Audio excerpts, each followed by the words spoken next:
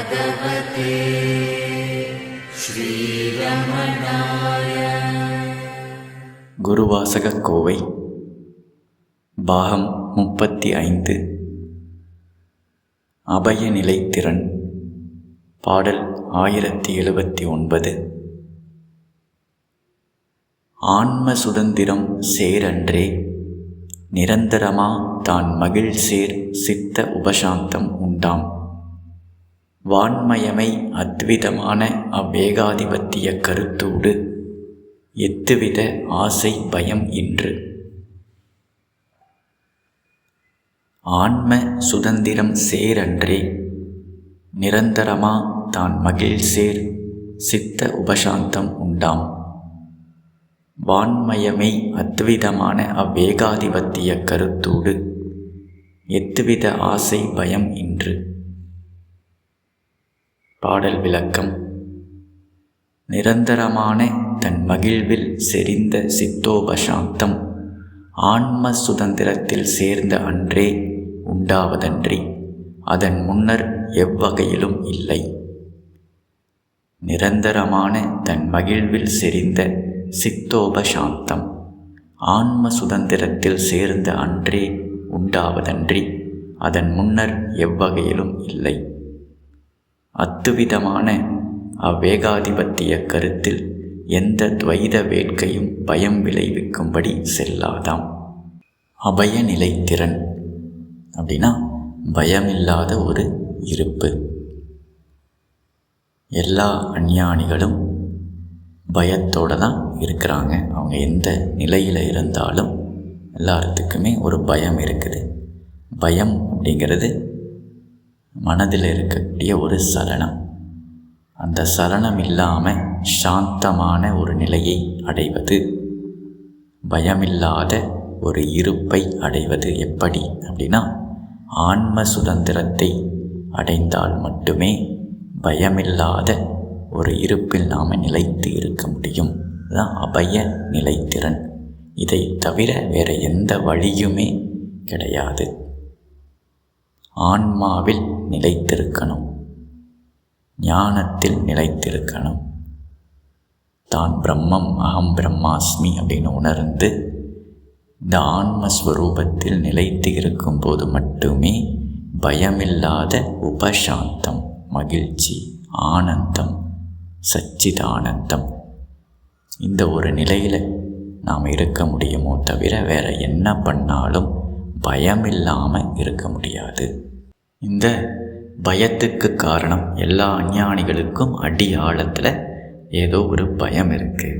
அந்த பயத்துக்கு காரணம் என்ன, அதற்கு மூல காரணம் என்ன அப்படின்னு நாம் ஆராய்ச்சி பண்ணி பார்க்கணும். கான்டம்ப்ளேட் பண்ணி பார்த்தா அதற்கு காரணம் அஞ்ஞானம், மரணம்.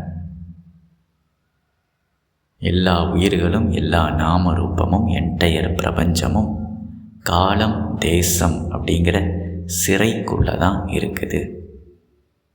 டைம் அண்ட் ஸ்பேஸ் அப்படிங்கிற ஒரு ஜெயில், அதுக்குள்ளே தான் என்டையர் பிரபஞ்சமும் நாமரூபமும் கிராஸாக இருந்தாலும் சட்டிலாக இருந்தாலும் எல்லாமே இந்த கால தேசம் அப்படிங்கிற சிறைக்குள்ளே தான் இருக்குது. லிமிட்டெடு பை கால தேசம். ஜெயில் அப்படின்னா என்ன, சிறை அப்படின்னா என்ன அப்படின்னா அது ஒரு அளவு. அந்த அளவை தாண்டி நாம் போக முடியாது. வெளியில் ஒருத்தர் சுதந்திரமாக சுற்றிக்கிட்டு இருக்கார், ஏதோ தப்பு பண்ணிட்டார், சிறைக்குள்ளே அவரை கொண்டு போய் போட்டுட்டாங்க அப்படின்னா என்ன அர்த்தம்? அவர் இதுக்கு முன்னாடி பரந்த வெளியில் சுற்றிக்கிட்டு இருந்தார். இப்போ அவருடைய ஸ்பேஸ் கன்ஸ்ட்ரிக்ட் ஆகிடுச்சு. சின்ன ஸ்பேஸில், சின்ன ஒரு ரூமில் அடைச்சிட்டாங்க. அதை தாண்டி அவர்னால போக முடியாது. அப்படி பார்த்தா என்டையர் பிரபஞ்சமும் காலம், தேசம் அப்படிங்கிற சிறைக்குள்ளே தான் இருக்குது, ஒரு லிமிட்டேஷனுக்குள்ளே தான் இருக்குது. அப்படின்னா என்ன அர்த்தம்? நாம் எதை அடைந்தாலும், எதுவாக ஆனாலும் that is limited by time and space. நான் என்ன ஆனாலும் அது ஒரு காலகட்டத்துக்குள்ளே தான், அதுக்கு மேலே அது இருக்க முடியாது, எக்ஸ்பயர் ஆகிரும். எல்லாத்துக்குமே ஒரு எக்ஸ்பைரி டேட் இருக்குது. இந்த உலகத்தில் நாம் எதை அடைஞ்சாலும் அது எக்ஸ்பைரி டேட்டோடு தான் வரும். டைம் லேபிளோடு தான் வரும். எதை அடைஞ்சாலும் அது ஒரு நாள் இல்லாமல் போயிடும். அடுத்து ஸ்பேஸ் லிமிட்டேஷன். எவ்வளவு பெரிய ஆளானாலும் அதுக்கு ஒரு லிமிட்டேஷன் இருக்குது. இந்த பூமியையே அடைஞ்சாலும் அதுக்கு ஒரு லிமிட்டேஷன் இருக்குது. பிரபஞ்சத்துக்கும் ஒரு லிமிட்டேஷன் இருக்குது.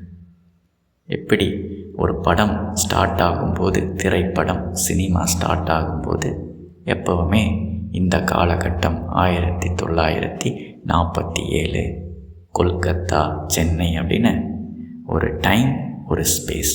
எல்லா கதையும் டைம் அண்டு ஸ்பேஸுக்குள்ளே தான், அந்த லிமிட்டேஷனுக்குள்ளே தான். இதை தாண்டி எந்த நாம ரூபமும் வெளியே எஸ்கேப்பே ஆக முடியாது. இப்போ எல்லாமே இந்த ஜெயிலுக்குள்ளே தான், காலம் தேசங்கிற ஜெயிலுக்குள்ளே தான் நடந்துக்கிட்டு இருக்கு. சம்சாரம் அப்படிங்கிற இந்த ட்ராமா கால தேசங்கிற ஜெயிலுக்குள்ளே தான் நடந்துக்கிட்டு இருக்கு.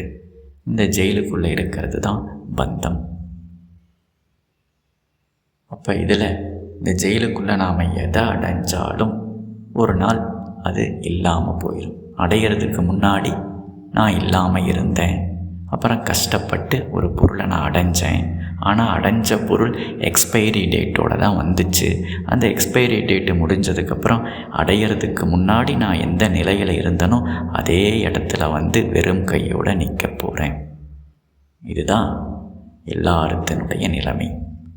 அப்போ எல்லா பொருளுமே, அது பேர் புகழாக இருக்கட்டும், காசு பணமாக இருக்கட்டும், பிஸ்னஸாக இருக்கட்டும், ஹெல்த்தாக இருக்கட்டும், நாலேஜாக இருக்கட்டும், அடைஞ்சதெல்லாம் ஒரு நாள் இல்லாமல் போயிடும். ஏன்னா இந்த பிரபஞ்சத்தில் இருக்கக்கூடிய எல்லா நாம ரூபமுமே டைம் அண்ட் ஸ்பேஸால் லிமிட் பண்ணப்பட்டது. எக்ஸ்பைரி டேட்டோடு வரும், ஒரு நாள் அது இல்லாமல் போயிடும். இதுதான் பேசிக் ஃபிசிக்ஸு, பேசிக் மெக்கானிக்ஸு. அடையிறதுக்கு முன்னாடி நான் எப்படி இருந்தனோ கொஞ்ச நாளுக்கு அப்புறம் திருப்பி அதே நிலையில் இந்த வட்டம் முடிவடையும் போது எங்கே ஆரம்பித்தோமோ அங்கேயே வந்து நிற்க போகிறோம். அதனால தான் இதில் நாம் இந்த நாம ரூப பிரபஞ்சத்தில் எதை அடைஞ்சும் பிரயோஜனம் இல்லை. இது வெறும் என்டர்டெயின்மெண்ட். எதுவுமே பண்ணாமல் அடையாமல் ஒருத்தர் இருக்கார், ஒருத்தர் அடைஞ்சு திருப்பி அடைஞ்சதெல்லாம் எக்ஸ்பைரி ஆகி திருப்பி அதே நிலையில் வந்து நிற்கிறார். இந்த 2 பேர்த்துக்கும் எந்த வித்தியாசமும் கிடையாது. 2 பேரும் கடைசியாக வெறுங்கையோடு தான் நிற்கணும். அப்போ எல்லா அஞ்ஞானிகளும் இந்த கால தேச சிறைக்குள்ளே தான் பிறப்பெடுக்கிறாங்க. பிறக்கும்போது அவங்களுடைய டைம் ஸ்டார்ட் ஆகுது, மரணம் வரும்போது டைம் முடியுது. இந்த டைம் லிமிட்டேஷனுக்குள்ளே தான் எல்லா ஆட்டமும், எல்லா என்டர்டெயின்மெண்ட்டும். ஒவ்வொரு குழந்தை பிறக்கும் போதும் இந்த சிறைக்குள்ளே தான், கால தேச சிறைக்குள்ளே தான் பிறக்குது. அதனால தான் அது அழுகுது, திரும்பவும் நான் இந்த ஜெயிலுக்குள்ளே பிறந்துட்டேன். ஒவ்வொரு ஜீவன் அஞ்ஞானிகளுக்கு கழுத்துக்கு மேலே ஒரு கத்தி தொங்கிக்கிட்டே இருக்கு. அவங்களுடைய மரணம், அவங்களுடைய டைம் எப்போ வேணாலும் முடிவுக்கு வரலாம். இந்த ஜெயில், சம்சாரங்கிற இந்த ஜெயிலில் எப்போ வேணாலும் எது வேணாலும் முடிவுக்கு வரலாம். நான் என்னுடையது அப்படின்னு எதையெல்லாம் நாம் பிடிச்சி வச்சிட்ருக்கிறோமோ எல்லா பொருள்களுக்கு மேலேயும் ஒரு கத்தி தொங்கிக்கிட்டே இருக்கும். அப்படி இருக்கும்போது எப்படி பயம் இல்லாமல் இந்த ஜெயிலுக்குள்ளே வாழ முடியும்? என்ன பண்ணாலும், எதை அடைஞ்சாலும் எல்லா பொருள்களுக்கு மேலேயும் ஒரு கத்தி தொங்கிக்கிட்டு இருக்கு. அது எப்போ வேணாலும் கீழே விழலாம். நார்மலான ஒரு ஜெயிலில் கூட உனக்கு 7 வருஷம் தண்டனை, 3 வருஷம் தண்டனை, 14 வருஷம்னு அட்லீஸ்ட் டைமையாவது சொல்லி வச்சுருப்பாங்க. அது வரைக்கும் கொஞ்சம் பயம் இல்லாமல் இருக்கலாம். 7 வருஷத்துக்கு அப்புறம் உன்னை தூக்கில் போட போகிறாங்க. அட்லீஸ்ட் அந்த 6 வருஷம், 6.5 வருஷத்துக்கு கொஞ்சம் பயம் இல்லாமல் நிம்மதியாக இருக்குது. ஆனால் சம்சாரங்கிற இந்த மாயைக்குள்ளே இருக்கக்கூடிய கால தேச சிறை, அதில் எப்போ வேணாலும் என்ன வேணாலும் நடக்கலாம். எல்லா நாமரூபத்துக்கு மேலேயும் ஒரு கத்தி தொங்கிக்கிட்டு இருக்கு. அது எப்போ வேணாலும் கீழே விடலாம் அப்படின்னு இருக்கும்போது எதை அடைந்தால் பயம் இல்லாமல் இருக்க முடியும்? எதை அடைஞ்சாலும் பயம் இல்லாமல் இருக்கவே முடியாது. ஆன்ம சுதந்திரம் சேரன்றே நிரந்தரமா தான் மகிழ் சேர் சித்த உபசாந்தம் உண்டாம். ஆன்ம சுதந்திரம் சேரன்றே.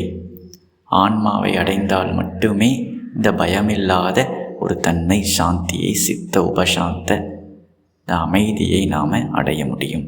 அப்போ விடுதலை, முக்தி அடையணும் அப்படின்னா என்ன? இந்த சிறை, சம்சார சிறை, கால தேசம் அப்படிங்கிற இந்த செங்கல்லால் உருவாக்கப்பட்ட இந்த சிறை, இதிலிருந்து நாம் விடுபட்டு விடுதலை அடையணும், சுதந்திரத்தை நாம் அடையணும். இதிலிருந்து வெளியே போகணும். இந்த ஜெயிலிருந்து வெளியே போனால் தான் நம்ம நிம்மதியாக இருக்க முடியும், பயம் இல்லாமல் இருக்க முடியும்.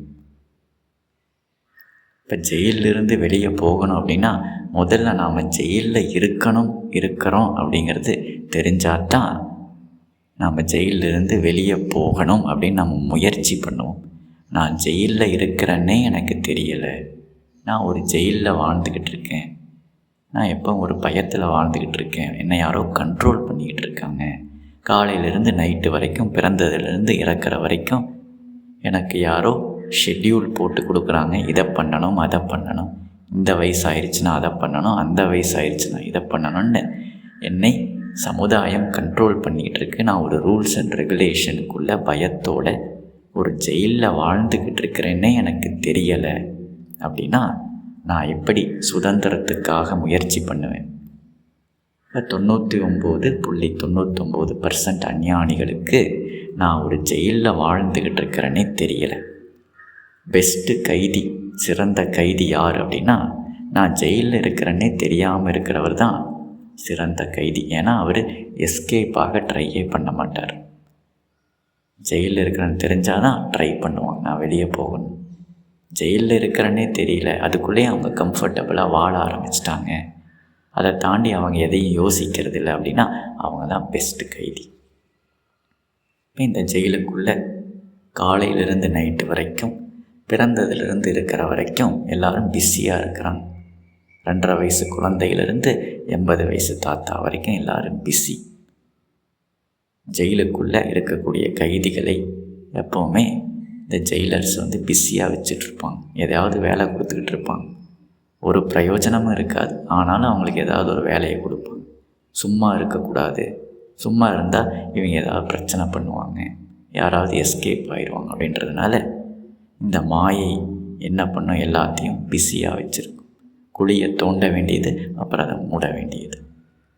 வேலை இல்லைன்னா ஏதாவது ஒரு entertainment, Deepavali, Pongal, Christmas, marriage function, யாரோ பிறந்துட்டாங்க, யாரோ இறந்துட்டாங்கன்னு இதுக்குள்ளே என்டர்டெயின்மெண்ட், ஸ்போர்ட்ஸு, காம்படிஷன், பொறாமை, போட்டி அப்படின்னு இந்த கைதிகளுக்குள்ளேயே அந்த ஜெயிலுக்குள்ளே எப்போவுமே அவங்க பிஸியாக இருப்பாங்க. இந்த மாதிரி பிறந்ததுலேருந்து இருக்கிற வரைக்கும் மாயையானது இந்த சம்சார சிறைக்குள்ளே ஒவ்வொரு காலகட்டத்திலையும் ஒவ்வொரு ஏஜ்லேயும் ஏதாவது ஒரு வேலையை கொடுத்து, 5 பைசாவுக்கு பிரயோஜனம் இல்லாத ஏதாவது ஒரு வேலையை கொடுத்து அதில் ஒரு போட்டி, நான் தான் ஃபஸ்ட்டு வரணும், இந்த சிறைக்குள்ளே நான் தான் சிறந்த கைதி நம்பர் 1 ஆக நான் ஆகணும் அப்படின்னு அந்த ஜெயிலில் இருக்கக்கூடிய அடிமைகள் அவங்களுக்குள்ள ஒரு போட்டி. ஜெயிலுக்குள்ளே ஒரு கம்ஃபர்டபுளான செல்லு, ஒரு சில செல்லு ஷேரிங்கில் இருக்கும், இன்னொன்று நல்ல அடிமையாக நான் வேலை செஞ்சேன்னா ஜெயிலர்ஸு சொல்கிறதெல்லாம் கரெக்டாக கேட்டு நல்ல ஒரு அடிமையாக இருந்தேன்னா எனக்கு ஒரு பெட்டர் செல்லு கிடைக்கும்.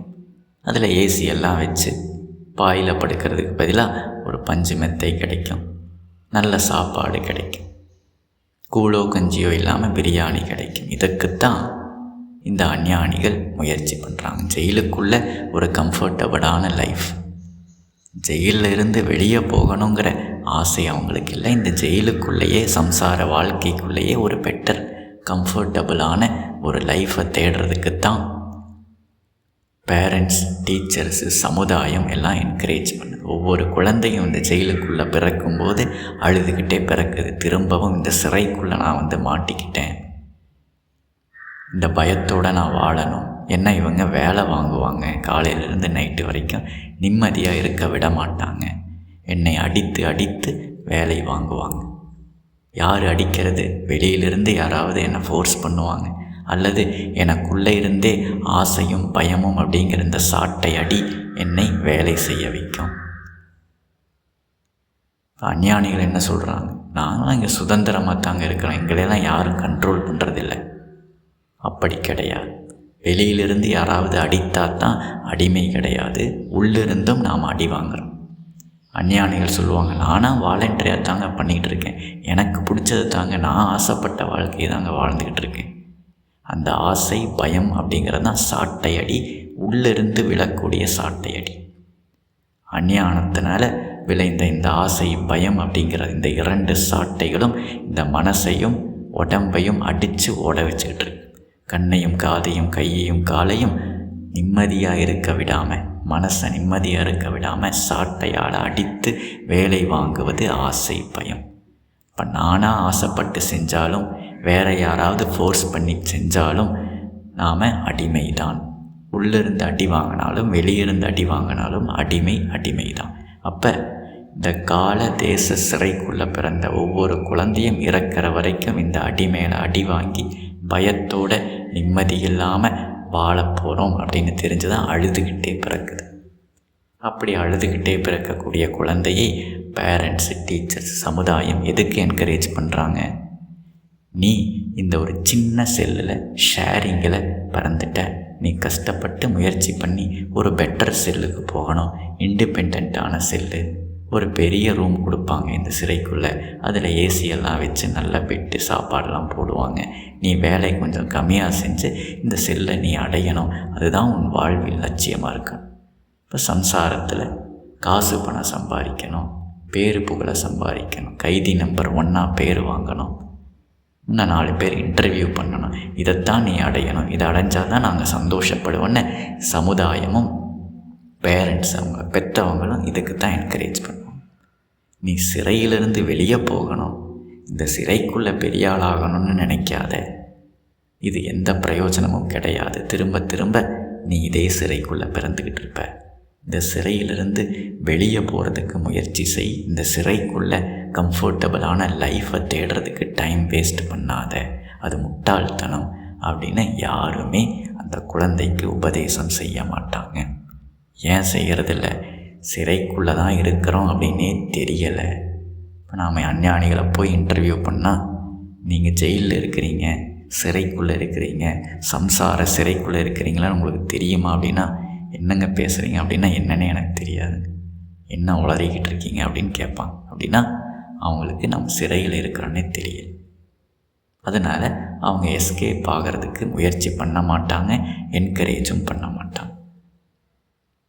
இப்போ சிறைக்குள்ளே தான் நாம் இருக்கிறோம் அப்படின்னு தெரிஞ்சுக்கிறது தான் விவேகம். யாருக்கு நான் இந்த சம்சார சிறையில் மாட்டிக்கிட்டு இருக்கேன் அப்படின்னு தெரியுதோ, உள்ளிருந்து ஒரு ஞானம் உதிக்குதோ, அது விவேகம். தான் ஃபஸ்ட்டு டைம் விவேகம் வேலை செஞ்சிடும். ஏதோ ஒன்று தப்பாக இருக்குதே, ஏதோ ஒரு டிஸ்கம்ஃபர்ட் இருக்குது, எதை அடைஞ்சாலும் இங்கே அது இல்லாமல் போயிடுது, எதை நாம் பண்ணாலும் அது ஒரு பர்பஸ்லெஸ்ஸாக ஃபீல் ஆகுது, எதுவுமே நிரந்தர நிம்மதியை கொடுக்க மாட்டேங்குது, எப்போவுமே நாம் பிஸியாகவே இருந்துகிட்டு இருக்கோம். ஏதோ ஒரு ஆசை முடிஞ்ச அடுத்த டாஸ்க். எப்படி ஜெயிலர்ஸ் அந்த கைதிகளுக்கு ஒரு வேலையை கொடுப்பாங்க, செஞ்சு முடிச்சிட்டா உடனே அடுத்த வேலையை கொடுப்பாங்க. ஏன்னா அவங்களுடைய வேலையை அவங்கள பிஸியாக வச்சுக்கணும். டாஸ்க்கை முடிக்கிறது அவங்களுடைய கோல் கிடையாது, அவங்கள பிஸியாக வச்சுக்கணுங்கிறது தான் கோல். அதனால் அந்த மாதிரி மாயையானது இந்த எல்லா அஞ்ஞானிகளையும் பிஸியாக வச்சுக்கும். ஃபஸ்ட்டு ஒரு டாஸ்க்கை கொடுக்கும், நீ 10வது வரைக்கும் படித்தா போதும், அதை முடித்தோடனே அடுத்து 12வதுன்னு சொல்லிடும், அடுத்து காலேஜுன்னு சொல்லிடும், அடுத்து நீ கல்யாணம் பண்ணணும்னு சொல்லிடும், அப்புறம் குழந்தை பெற்றுக்கணும்னு சொல்லிடும், அப்புறம் அதை வளர்க்கணும்னு சொல்லிடும், அப்புறம் பேரன் பேத்திகளை பார்க்கணுன்னு சொல்லிடும். அப்போ ஒரு டாஸ்க்கை கொடுக்குற மாதிரி கொடுத்து அது முடித்த உடனே அடுத்த டாஸ்க்கை கொடுக்கும் மாயை. இந்த டாஸ்க்கை அச்சீவ் பண்ணுறது, குழியை தோன்றது, அப்புறம் மூடுறது. இதனால் 5 பைசாவுக்கு பிரயோஜனம் கிடையாது. பிஸியாக வச்சுக்கணும் அப்படிங்கிறதுனால இந்த எல்லா அஞ்ஞானிகளுக்கும் மாயையானது டாஸ்கை கொடுக்கும். ஆசையை தூண்டிவிட்டு டாஸ்கை கொடுக்கும், அல்லது பயத்தை உருவாக்கி டாஸ்கை கொடுக்கும். அப்போ விவேகம் உதிக்கும் போது இங்கே ஏதோ ஒன்று தப்பாக இருக்குது, எல்லாரும் நம்மளை சுற்றி அப்படி தான் வாழ்ந்துக்கிட்டு இருக்காங்க, ஆனாலும் இங்கே ஏதோ ஒன்று தவறு இருக்குது, இதை தாண்டி இதிலிருந்து விடுபட்டு நான் வெளியே போகணும், நான் ஒரு சிறைக்குள்ளே மாட்டிக்கிட்டு இருக்கேன், இங்கே எதையும் அடைந்து எந்த பிரயோஜனமும் கிடையாது, இந்த சிறைக்குள்ளே நான் போட்டி போட்டு பெரிய ஆளாகி எந்த பிரயோஜனமும் கிடையாது. இதுக்குள்ளே நான் எதையாவது அடைந்து எந்த பிரயோஜனமும் கிடையாது. என் கழுத்து மேலே கத்தி தொங்கிக்கிட்டு இருக்கு. அது என் கழுத்தில் விழுறதுக்கு முன்னாடி நான் இந்த ஜெயிலிருந்து எஸ்கேப் ஆகணும் அப்படின்னு யார் முடிவு பண்ணுறாங்களோ அவர்கள் தான் முமுட்சுக்கள். விவேகம் உதித்து நான் சிறையில் இருக்கிறேன், சிறையிலிருந்து நான் விடுபட்டு வெளியே போகணும், அதற்கான வழியை தேடணும்னு யாரும் முடிவு பண்ணிட்டாங்களோ அவர்கள் முமுட்சுக்கள். அப்படி முடிவு செய்தவர்கள் அவங்க என்ன பண்ணுவாங்க? ஜெயிலில் நடக்கக்கூடிய இந்த காம்படிஷன்ஸ், கூத்து, என்டர்டெயின்மெண்ட்டு இதிலெல்லாம் கவனத்தை செலுத்தாமல் அவங்களுடைய என்டையர் கவனமும் இதிலிருந்து எப்படி எஸ்கேப் ஆகிறது. ஜெயிலுக்குள்ளே அவங்க பேசிக் வேலையை மட்டும் செய்வாங்க. சாப்பாடு சாப்பிடுவாங்க, பேசிக்காக பண்ண வேண்டிய வேலையை பண்ணுவாங்க. ஏன்னா உயிரோடு அவங்க இருக்கணும். உயிரோடு இருந்து மற்ற நேரமெல்லாம் இதிலிருந்து எப்படி விடுபடுறது, சாகிறதுக்கு முன்னாடி எப்படி இந்த ஜெயிலிருந்து வெளியே போகிறது, இன்னொரு டைம் இந்த சிறைக்குள்ளே நான் பிறக்கக்கூடாது, அதற்கு மட்டும் கவனத்தை கொடுப்பாங்க. அப்போ அசத்து சங்கத்தை அவங்க விடுவாங்க. தேவையில்லாத இந்த காம்படிஷன், என்டர்டெயின்மெண்ட்டு, ஜெயிலுக்குள்ளே நடக்கக்கூடிய விவகாரங்களில் அவங்க பார்ட்டிசிபேட் பண்ண மாட்டாங்க. அதுக்கு கவனத்தை கொடுக்க மாட்டாங்க, தனியாக ஒதுங்கிடுவாங்க. இதுதான் சந்நியாசம். விடுதலை அடையணும், மோட்சத்தை அடையணும். இந்த சம்சாரத்தில் நான் பெரிய ஆள் ஆக வேண்டியதில்லை, சம்சாரத்தில் நான் எதையோ அச்சீவ் பண்ண வேண்டியதில்லை. நான் இந்த சம்சார சிறையிலிருந்து, கால தேச சிறையிலிருந்து வெளியில் போகணும், அதற்கான வழியை பார்க்கணுன்னு ஒதுங்கியவர்கள். சமுதாயத்திலிருந்து, சமுதாயத்தினுடைய என்டையர் ட்ராமா, காதுகுத்து, பிறப்பு, கருமாதி, கல்யாணம், இதிலிருந்தெல்லாம் என்டர்டெயின்மெண்ட்டு, பொங்கல், தீபாவளி, கிறிஸ்மஸ்ன்னு இந்த என்டர்டெயின்மெண்ட், காம்படிஷன். இந்த சிறைக்குள்ளே இருக்கக்கூடிய மேகசின் அதில் கைதி நம்பர் 1 இன்டர்வியூ பண்ணி போட்டிருப்பாங்க. இவர் கஷ்டப்பட்டு இவ்வளவு பெரிய நல்ல அடிமையாக வேலை செய்து இவ்வளவு பெரிய இடத்த அடைஞ்சார், இவ்வளோ பெரிய செல்லுக்கு போனார். அவங்க தான் ரோல் மாடல்ஸ். இந்த சிறைக்குள்ளே இருக்கக்கூடிய மேகசினில் ஃபஸ்ட்டு பேஜில் சிறைக்குள்ளே எதையோ அவர் அடைஞ்சிட்டார், அவர் தான் எல்லாத்துக்கும் ரோல் மாடல். அவர் மாதிரியே நான் ஆகணும்னு எல்லாம் ட்ரை பண்ணிகிட்டு இருப்பாங்க. இந்த காம்படிஷன், போட்டி, பொறாமையிலெல்லாம் பார்ட்டிசிபேட் பண்ணாமல் சிறையிலிருந்து வெளியில் போகிறது எப்படி அப்படின்னு ஒதுங்கி ஓரமாக உட்காந்து யோசிக்கிறவங்க தான் முமுட்சுக்கள். இப்படி ஒருத்தருக்குள்ள ஒரு விளைவு வந்துருச்சு அப்படின்னா அவர் எந்த செல்லில், எவ்வளவு சின்ன செல்லில் இன்டீரியராக இருந்தாலும் அங்கே ஒரு மேப்பு, ஒரு கைடு, ஒரு வழி பறந்து வரும். ஏதோ ஒரு பக்கம் பறந்து வந்து அவருடைய செல்லுக்குள்ளே விழுகும். அதை ஃபாலோ பண்ணி அவர் அந்த சிறையிலிருந்து எஸ்கேப் ஆகலாம். முமுட்சுத்துவம் வந்துருச்சு அப்படின்னா, உதிச்சிருச்சு அப்படின்னா வெளியிலிருந்து ஒரு குரு கைடன்ஸ். எப்படி இந்த சிறையிலிருந்து வெளியே போகிறதுன்னு யார் காட்டுறாங்களோ அவர்கள் தான் குரு. ஏன்னா அவர்கள் விடுபட்டவர்கள். இப்போ அவர்கள் சொல்லக்கூடிய உபதேசம், அதுக்கு நாம் கவனத்தை கொடுக்குறோம். இதுதான் சத் சங்கம். அசத்து சங்கத்தை விட்டு ஓரமாக ஒதுங்கி சத் சங்கத்தை நாம் நாடினால்தான் இந்த சிறையிலிருந்து வெளியே போக முடியும், ஆன்ம சுதந்திரத்தை நாம் அடைய முடியும்.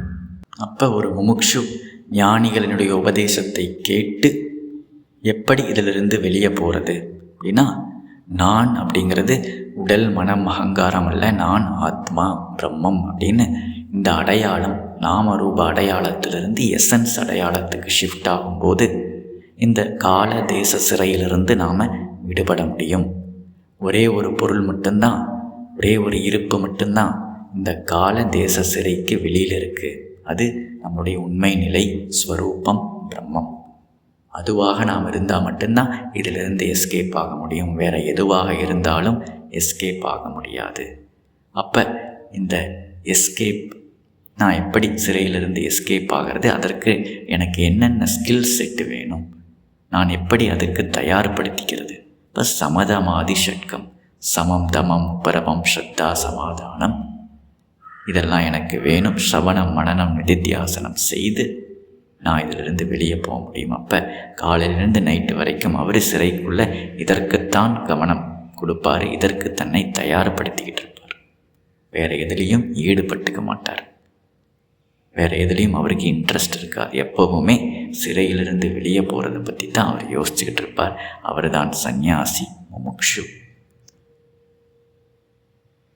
இந்த அடையாளத்தை விட்டு ஜீவாத்ம பாவத்தை விட்டு பிரம்மமாக நாம் நிலைத்திருக்கணும். எப்படி ஒவ்வொரு கைதியும் ஜெயிலுக்குள்ளே போகும்போது அவருக்கு பேரை எடுத்துகிட்டு அவருக்கு ஒரு நம்பர் கொடுப்பாங்க.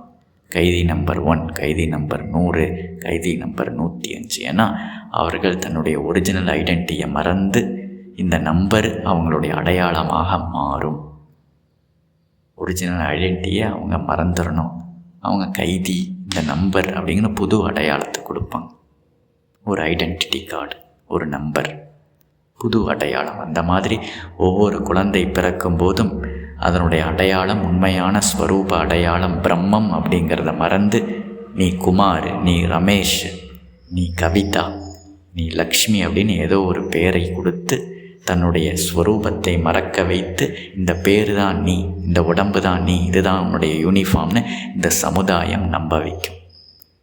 அதுதான் புதிய அடையாளமாக நினைத்து அந்த சிறைக்குள்ளே அது கம்ஃபர்டபுளான லைஃப்பை வாழ ஆரம்பிக்கும். கொஞ்ச நாளுக்கு அப்புறம் தன்னுடைய ஒரிஜினல் நேச்சரையே மறந்து அது கைதிங்கிற அடையாளத்தை முழுமையாக எடுத்துக்கொள்ளும்.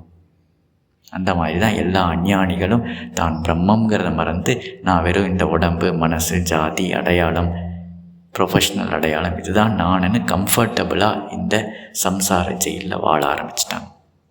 எப்போவுமே கொஞ்ச நாள் ஒரு வாழ்க்கையை வாழ்ந்தால் அதுக்கு நாம் கம்ஃபர்டபுளாக அட்ஜஸ்ட் பண்ணி வாழ ஆரம்பிச்சிருவோம்.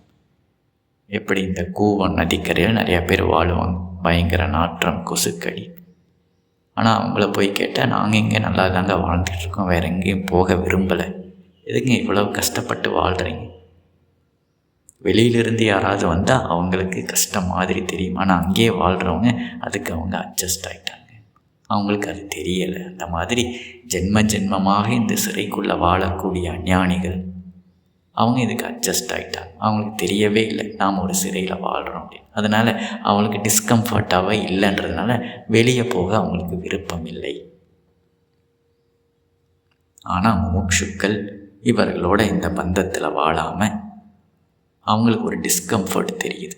எப்படி இவங்கெல்லாம் இந்த சம்சாரத்தில் கம்ஃபர்டபுளாக வாழ்கிறாங்க, நம்மளால் ஏன் வாழ முடியல, நம்மளால் ஏன் இந்த கூத்து, என்டர்டெயின்மெண்ட்டு, சம்சார வாழ்க்கையில் ஈடுபட முடியலை? ஏன்னா விவேகம் உதித்து விட்டது. சிறையாக தெரிகிறது, அவங்களுக்கு சிறையே தெரியலை, அதனால் கம்ஃபர்டபுளாக இருக்காங்க. விவேகம் உதித்த காரணத்தினால சம்சாரத்தில் இனிமேல் நம்ம வாழ முடியாது, இதிலிருந்து எஸ்கேப் ஆகணும் அப்படிங்கிற விளைவு நமக்குள்ளே வருது. அது அருள் சக்தியினுடைய விளைவு. அருள் இருந்ததுனால நமக்கு அந்த விவேகம் உதித்தது. அதனால் நமக்கு சம்சார வாழ்க்கை பிடிக்கலை, டிஸ்கம்ஃபர்ட். இதிலிருந்து விடுதலை அடையணுங்கிற வேட்கை நமக்குள்ளே உதித்தது. அப்படி உதித்தவங்க ஓரமாக ஒதுங்கிடணும். இவங்க கூட சேர்ந்து கும்மி அடித்து டைமை வேஸ்ட் பண்ணக்கூடாது. இந்த சமுதாயம் என்ன சொல்லும், இந்த மாதிரி ஓரமாக ஒதுங்கினவங்களை த்ரெட்டன் பண்ணும், டிஸ்கரேஜ் பண்ணும். உன்னை பெற்றது இதுக்காகவா, நீ ஒரு பெரிய கைதியாகி ஒரு பெரிய செல்லில் போவன்னு நாங்கள்லாம் எதிர்பார்த்தோம். ஆனால் நீ இதுக்குள்ளே எல்லாம் காம்படிஷன்ல எல்லாம் நீ பார்ட்டிசிபேட் பண்ணாமல் ஜெயிலிருந்து எஸ்கேப் ஆகிறத பற்றி யோசிக்கிற. அப்படியெல்லாம் வழியெல்லாம் இல்லை, இதெல்லாம் பொய், இதெல்லாம் கற்பனை, இதிலிருந்து யாரும் விடுபட முடியாது. எங்கள் அம்மா, அப்பா, தாத்தா, பாட்டி, சொந்தக்காரங்களாம் இந்த ஜெயிலுக்குள்ளேயே பிறந்து ஜெயிலுக்குள்ளேயே இறந்தாங்க. ஒரு பெட்டர் செல்லுக்கு போக முடியும், அவ்வளவுதானா தவிர எஸ்கேப்பெல்லாம் யாரும் ஆக முடியாது. நீ ஒன்றும் அவதாரம் கிடையாது, கிருஷ்ணர் கிடையாது, ராமர் கிடையாது, வசிஷ்டர் கிடையாது. முக்தியை அடையிறதுக்கு ராமகிருஷ்ணர் கிடையாது, ரமண மகர்ஷி. நீ சாதாரண மனிதன். இந்த ஜெயிலுக்குள்ளே ஒரு பெட்டர் கைதியாக வர்றதுக்கு முயற்சி செய்.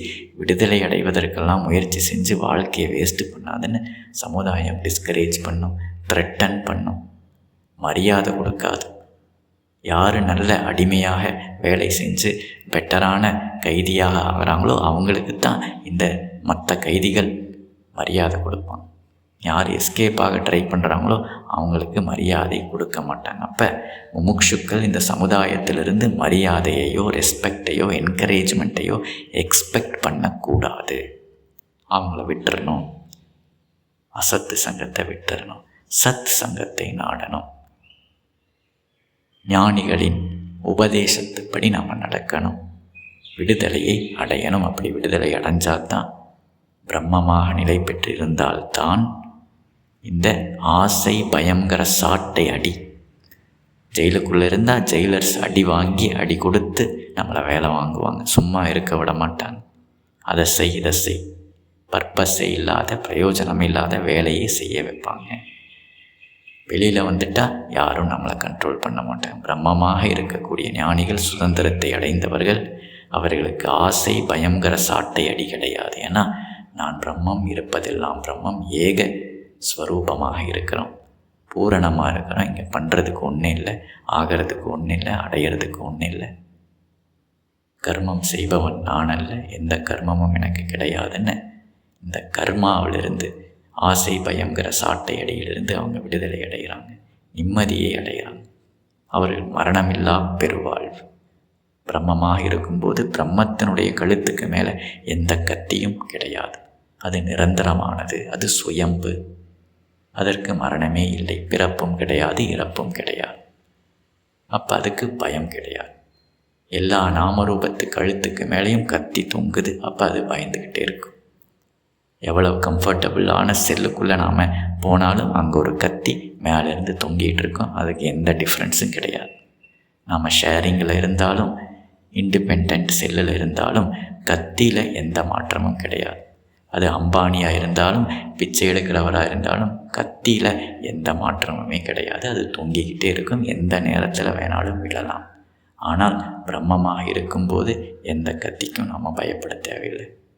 அப்போ இறுதியாக பயமில்லாமல் நிம்மதியாக வாழணும் அப்படின்னா ஆன்ம சுதந்திரத்தை நாம் அடையணும். அப்படி அடையணும் அப்படின்னா இந்த அஞ்ஞானத்தை நாம் விடணும். அஞ்ஞான அடையாளம் நான், அவன், என்னுடையது, அகங்காரம், மமகாரம், நான் என்னுடையது, நான் அப்படிங்கிற அகங்காரத்தையும் என்னுடையது அப்படிங்கிற மமகாரத்தையும், இந்த சம்சார சிறைக்குள்ளே நாம் எதையெல்லாம் சேகரித்து ஐடென்டிஃபை பண்ணி அட்டாச்மெண்ட்டோடு வச்சுருக்கிறோமோ அதையெல்லாம் நம்ம விட்டால் தான் இதிலிருந்து வெளியே போக முடியும். இதுதான் டொனேஷன். கடவுள் தரிசனம் பண்ணுறதுக்கு முன்னாடி டொனேட் பண்ணணும். விடுதலை அடையிறதுக்கு முன்னாடி நாம் இந்த சிறைக்குள்ளே எடுத்த அடையாளம் நான் என்னுடையதுன்னு எதெல்லாம் பிடிச்சி வச்சிட்ருக்கிறோமோ அதெல்லாம் விட்டால் தான் இதிலிருந்து வெளியே போக முடியும். ஏன் அஞ்ஞானிகள் நாம் எடுத்து உபதேசம் பண்ணாலும் இந்த சிறையிலிருந்து அவங்க ஏன் வெளியே போக மறுக்கிறாங்க? ஏன்னா அவர்கள் தன்னுடைய அடையாளத்தையும், சிறைக்குள்ளே நான் ஒரு நம்பர் 1 கைதின்னு பேர் வாங்கியிருக்கிறேன், கஷ்டப்பட்டு 15 வருஷம் வேலை செஞ்சு ஒரு பெட்டரான ஒரு கைதியாக நான் மாறியிருக்கிறேன், ஒரு சின்ன செல்லில் தான் என்னுடைய வாழ்க்கை துவங்கியது, 15 வருஷத்துக்கு அப்புறம் நான் இவ்வளவு பெரிய செல்லு, ஏசி எல்லாம் வச்சு அடைஞ்சிருக்கிறேன், இதெல்லாம் எப்படி நான் தியாகம் பண்ண முடியும்? இதெல்லாம் நான் தியாகம் பண்ணுறதுக்கு ரெடியாக இல்லை. அப்படிங்கிறதுனால அவர்கள் சிறையிலிருந்து வெளியே போகிறதுக்கு அவங்களுக்கு விருப்பம் இல்லை.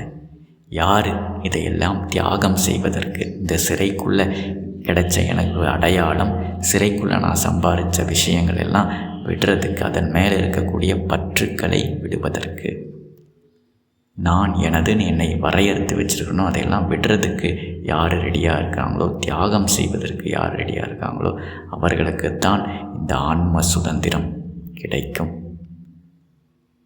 அப்போ வைராக்கியத்தோடு, இதுதான் வைராக்கியம், அதெல்லாம் விடுறது. இந்த பந்தங்கள், சிறைக்குள்ளே நாம் டெவலப் பண்ண ரிலேஷன்ஷிப்ஸு, அதில் நாம் அடைந்த விஷயங்கள், அசைகிற சொத்து, அசையாத சொத்து, அது மேலே வச்சுருக்க பற்று, இதெல்லாம் என்னுடையது, இதெல்லாம் நான் அப்படிங்கிற இந்த ரெண்டையும் விட்டுட்டு, அதான் விடுறது தான் வைராக்கியம். இந்த வைராக்கியம் பூரணமாக இருந்து ஞானிகளினுடைய உபதேசத்தை கேட்டு சிரவணம் மனனம் நிதித்தியாசனம் செய்து ஆன்ம சுதந்திரம், விடுதலையை நாம் அடைந்து நிம்மதியை, சாந்தியை அடைவோமாக, பூரணத்துவத்தை அடைவோமாக, பயமில்லாத நிரந்தர இருப்பை நாம், நித்திய பெருவாழ்வை நாம் அடைவோமாக. மேலும் பாடல்களை நாம் அடுத்த பதிவில் பார்ப்போம். நன்றி. நமோ பகவதே ஸ்ரீரமணாய. ஓம் நமோ பகவதே ஸ்ரீரமணாய. ஓம் நமோ பகவதே श्रीरमणाय